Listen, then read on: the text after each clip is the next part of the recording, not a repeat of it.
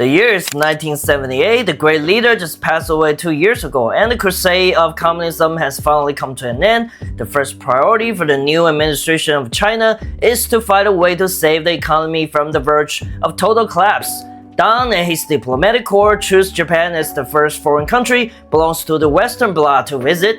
During a meeting at headquarters of the tech giant Panasonic, Deng humbly asked Konosuke Matsushita, the founder of the company, to help China develop its own industry. The message was bluntly clear: ideology was no longer a crucial part of the new administration. China was headed toward capitalism at full speed. But why Japan? The answer was simple. Despite Japan belonging to the blue team, a former enemy, they were still East Asian at their core. At least we both use chopstick, we both eat rice, and we both have been bullied by the cheese-eating Western imperialists. It was a perfect match. China had vast undeveloped natural resources and a massive amount of hardworking labor. Japan had technology, advanced management, and infinitely the amount of money. I mean, why not? Apps together strong! Hello everyone, my name is Kirk and welcome back to my channel. Today I want to talk about why can't China and Japan be friends? Okay, back to the topic. Once the deal was made, Japanese investment pouring like a heavy rainstorm on the parched land of old China. Panasonic commercial, Japanese movie and TV show dropped like a bomb, contrasting sharply with the dull, politically oriented propaganda of the past. People realized they might been lied to for so long. Our neighbor looked nothing like the crude brown shirt-wearing, bayonet-wielding World War II imperialist soldier portrayed in the past.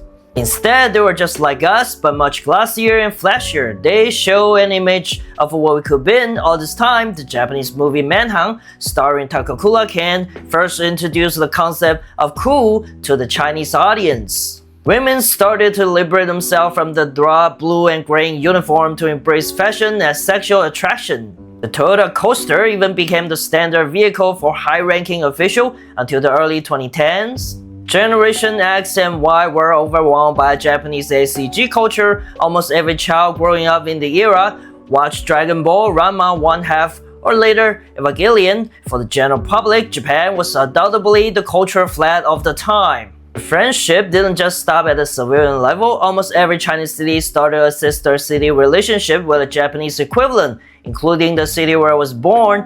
Elementary school even had a cultural exchanges. I can proudly say that the only musical instrument I know how to play was a gift from the Japanese.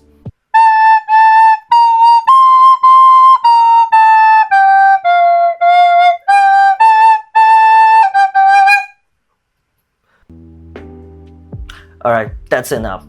On the other side, the Japanese rediscovered long-lost Chinese culture, Romance of the Three Kingdoms, Suikoden, Journey to the West, and other classical Chinese literature saw multiple modern Japanese annotations.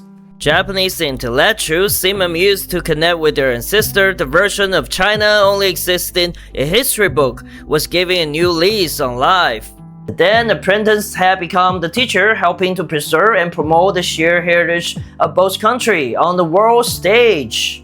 Japanese-style Chinese dishes like mapo tofu, hoigoro, and spiced Sichuanese cuisine satisfy the appetites of those seeking something exotic. And don't forget about the pandas. The very first panda traveled to Japan in 1972. The Japanese love it. It was a symbol of friendship and cutest animal on the planet.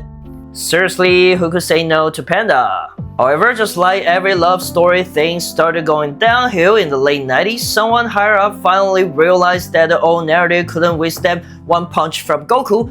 At that point, it wasn't hard to predict that the coming identity crisis. Japanese society is a mixture of modernity, tradition, and the virtues that the Chinese think they hold. It is a future blueprint. It's like magnet, a honeycomb, or flashing beacon, and it have to be stopped.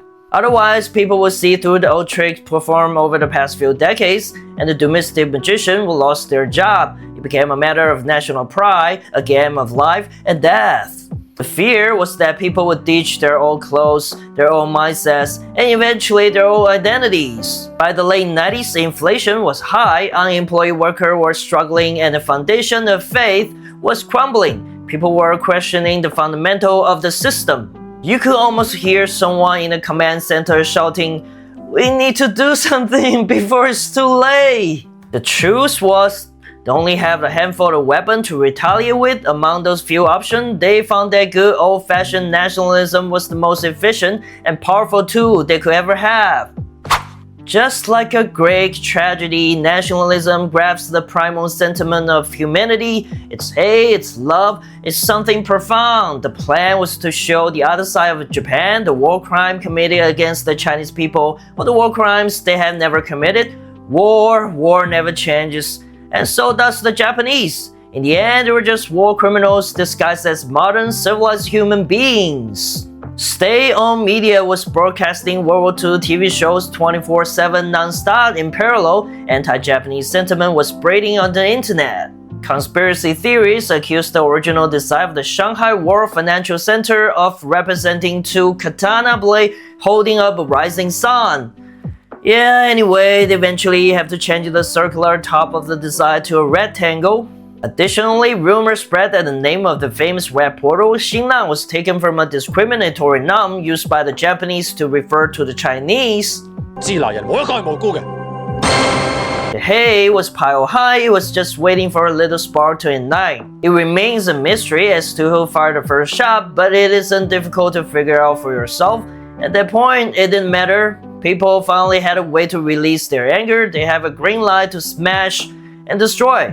The low-income class, easily manipulated, became the best foot soldier in the street. Anti-Japanese protests burst out everywhere, but aside from a few Japanese corporations, most of the victims were fellow Chinese citizens, specifically those who had bought Japanese cars.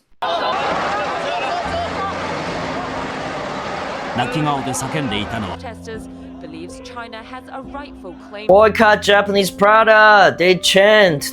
In 2012, a man named Cai Yang found his target, a man driving a Toyota Corolla. He hit the driver's head with a heavy U-shaped lock. The 51-year-old victim collapsed instantly and was paralyzed for the rest of his life. This was just one fragment of the movement. Or take the case of one woman in Chengdu. She was dressed in a traditional Chinese costume, but was mistaken for wearing a kimono, dragged out and forced to take it off by the angry crowd. Perhaps out of fear that the protest might spiral out of control, the massive movement slowly died down after 2019, but the sentiment still remains. Today, you can't cosplay Japanese characters in an anime show. I mean, come on, these shows were original came from Japan, and you can't publicly wear a kimono or any clothes resembling Japanese elements.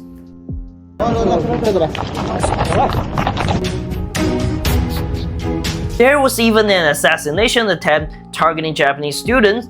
You would think Japan would be the most hated country in China, but it's not at all. Despite the negative views online, Japan remains a popular destination for Chinese tourists. Japanese anime and games are still favored among the younger generation, and Japanese products are still recognized for their superior quality. Even the famous Chinese brands are essentially knockoff of the Japanese aesthetic, like Genshin Impact or Miniso.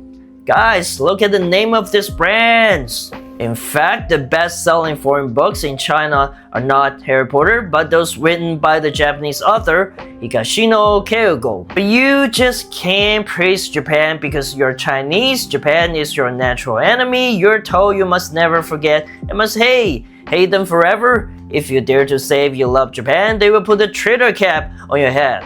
But look at the other society dominated by Chinese ethnic groups. For example, Taiwan, Hong Kong, or Singapore. They don't buy into this nationalist narrative. According to the Japanese statistic from the first quarter of 2026, the number 2 source of foreign tourists is Taiwan, the third is mainland China, and the fourth is Hong Kong. If you hate the country so much, why bother visiting? The truth is, Japan is still the heliocenter of East Asia. Even though most Chinese people refuse to admit it, deep down, they still love Japan. It is natural to love a well-preserved sister culture. Everything in Japan is so familiar, yet so strange. From the kanji characters to the traditions, Japan is like the alternative version of China. But let's look at this from the Japanese perspective. You have a neighbor constantly threatening you and showing hostility on both an official and civilian level. Their ballistic missile target you while their tourists urinate on your streets. There is a fundamental ideological disagreement. What can you do? The political mechanic is simple. You just hate them back. Now you can breed your homegrown nationalism and populism. The perpetual motion machine of hate never stops. In fact, you could probably generate free energy from it, so why bother to bomb Iran? But what can we actually do to prevent history from repeating itself? I think we need to settle down and ask ourselves, do you want destruction or do you want peace? Do you want to blindly follow a politician to go right or go left, or just follow your heart? Maybe we just need to express our true self, to stand up and say out loud to the world, then we choose to love instead of hate. Thank you for your patience in watching this video. Leave me a comment below. I will see you in the next one. Peace out!